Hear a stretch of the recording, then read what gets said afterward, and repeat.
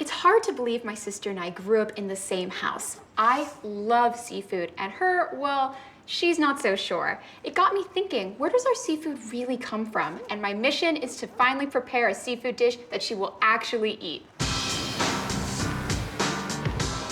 First stop, the Santa Monica Aquarium. They know a thing or two about the health of our oceans and the seafood within them. This is the Santa Monica Aquarium.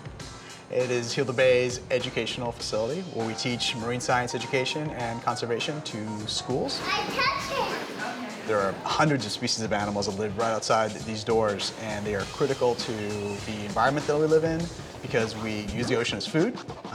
It keeps us healthy and alive, and it's just a beautiful place to be a part of. I've heard of food chains before, but Jose stressed it's more complex than that. It's actually a food web. Let's say a rocky reef. In that community, there are hundreds and hundreds of species of organisms, algae, sometimes plants, fish and invertebrates, and all of those animals have very special relationships with each other. A lot of times based on who's eating whom. In a food chain, you usually have smaller animals being eaten by bigger animals, and eventually top predators eating those animals. But that's just one part of a very complex web that's found in a specific environment. Sometimes those relationships are not linear, they're very complex and web-shaped, kind of like a spider's web. There are so many things going on, so many creatures that are producing and preying and also acting as important predators to that environment. In a healthy food web, you see very robust and very diverse species of organisms. Everything from different types of algae to different inverts, and then of course fish and larger predators, including mammals and birds. Jose said all you need to do is remove one type of fish from that web and the entire thing is in danger. That's what's happening right here in the bay.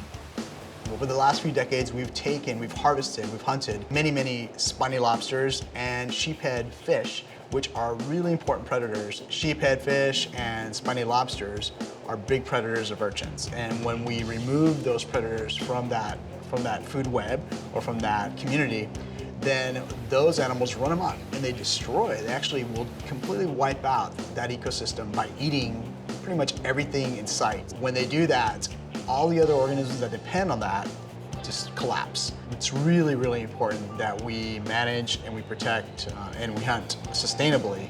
But how do you know what seafood is being harvested in a way that's healthy for both us and the ocean? One of the best things that consumers can do for a healthy ocean is to vote with their pocketbook, which basically means making healthy environmental choices when they're purchasing seafood. One example of what consumers can do to vote with their pocketbook is using the Monterey Bay Aquarium Seafood Watch Guide.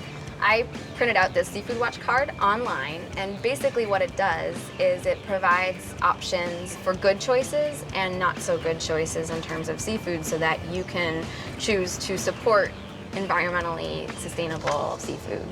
Among the best choices on the Seafood Watch Guide are the California spiny lobster, the Pacific halibut, and U.S. farm-raised rainbow trout and tilapia. Generally, mussels are an environmentally healthy choice. They're low on the food chain, so they're eating algae and filter feeding, and they're often farmed, and the farming practices are pretty good. They're not contributing pollution to our ocean ecosystem. And halibut from Alaska are considered sustainable because they are heavily regulated in terms of their fishery. So there's a limited catch, so that way the fish can be sustained into the future and we can continue to eat it and feel good about it. Check the Seafood Watch Guide before purchasing. Once you've checked it out, you can find out what sounds good to you that evening and go ahead, head to your fish market and buy your best choice and have a tasty meal.